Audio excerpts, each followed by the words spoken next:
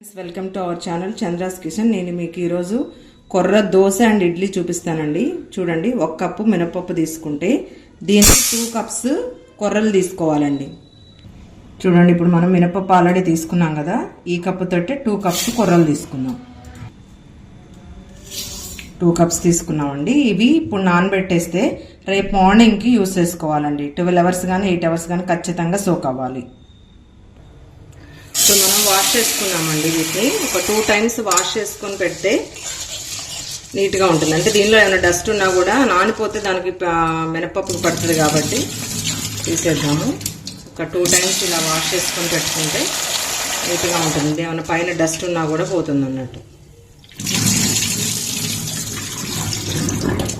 దీనిలో కూడా drinking water పోసుకోనండి, soaking కూడా, ఎందుకంటే ఫ్లోరైడ్ ఉంటుంది కాబట్టి మామూలు వాటర్లో పోసుకుంటే మంచిది.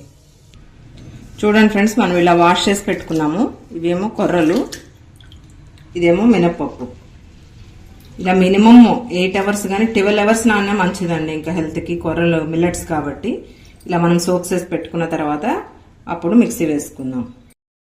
చూడండి ఫ్రెండ్స్, ఇప్పుడు నేను మార్నింగ్ నానబెట్టేసుకున్నానండి. 8 అవర్స్ సోక్ అయిపోయినాయి. చూడండి, ఇప్పుడు మొత్తం కడిగేసాను ఫ్రెష్గా.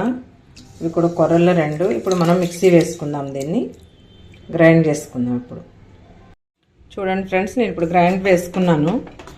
2 కూడా కొర్రలు అండ్ మినపప్పు. మినపప్పు నేను చెప్పాను కదండి, సపరేట్గా వేసుకోవాలి. నెక్స్ట్ ఏంటంటే అది మిక్సీ వేసుకునేటప్పుడు ఒక 3-4 ఐస్ క్యూబ్స్ వేసుకుంటే స్మూత్గా ఉంటుందండి. ఇడ్లీలు కూడా దోశలు కానీ మెత్తగా వస్తాయి అన్నట్టు. ఇలా మొత్తం మిక్స్ చేసేసుకొని మనము సాల్ట్ కూడా వేసుకున్నాం అండి. మిక్స్ చేసి మూత పెట్టేసి ఓవర్ నైట్ మనం నానబెట్టేసుకుంటే రేపు మార్నింగ్కి బ్రేక్ఫాస్ట్కి రెడీగా ఉంటుందండి. ఫ్రెండ్స్ చూడండి, పిండి ఎలా పొంగిందో. దీన్ని మనం ఇప్పుడు ఇడ్లీ అండ్ దోశ వేసుకుందాం. చూడండి ఫ్రెండ్స్, నేను ఇప్పుడు ఇడ్లీ పాత్ర పెట్టుకున్నాను. దానిలో ఆల్రెడీ పెట్టేశాను ఇడ్లీ వేసేసి. ఇప్పుడు మనం మూత పెట్టేసుకుందాం. మూత పెట్టేసుకుందాం. ఇప్పుడు ఇడ్లీ రెడీ అవుతుంది. నేను జొన్న దోశకి చెప్పినట్టుగానే ఇది కూడా సేమ్ అండి. ఇడ్లీ వేసుకోవచ్చు, అదేవిధంగా దోశ కూడా వేసుకోవచ్చు. మిల్లెట్స్ ఎక్కువ యూస్ చేయటం వల్ల మనకి హెల్త్ బెనిఫిట్స్ ఎక్కువ ఉంటాయి. కార్బ్స్ తగ్గించినట్టు అవుతుందండి. రైస్ కన్నా కూడా ఇవి బెటర్. జొన్నలు కానీ, సజ్జలు కానీ, రాగులు కానీ, కొర్రలు కానీ ఇవన్నీ తీసుకుంటే మంచిది. ఇప్పుడు దీనిలోకి మిక్స్ చేసుకుంటే వాటర్ కొంచెం మనం జీరా వేసుకున్నానండి. ఏంటంటే చెప్పాను కదా మీకు ఇంతకుముందు కూడా, జీరా అనేది గుడ్ ఫర్ డైజెషన్ అండి. డైజెషన్కి చాలా బాగుంటుంది కాబట్టి మనం యూస్ చేసుకోవచ్చు. మన చట్నీకి, పల్లీల చట్నీకి వేపించుకొని పెట్టుకున్నామండి. కొంచెం సాల్ట్ వేసుకొని అందులో ఒక 2 వెల్లుల్లి డబ్బులు వేసుకొని మిక్సీ వేసుకుందాం.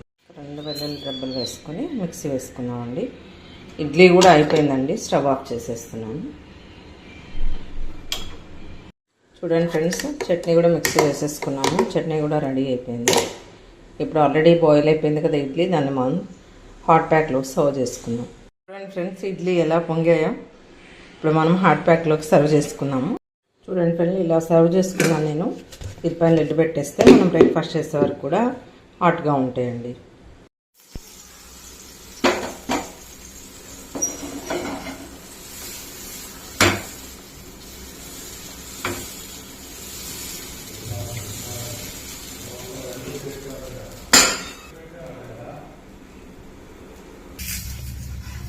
చూడండి ఫ్రెండ్స్, మనం దోశ వేసుకున్నాం కదా, ఇది 1 సైడ్ కాల్చుకుంటే సరిపోతుందండి. దీన్ని మనం ప్లేట్లోకి సర్వ్ చేసుకుందాం.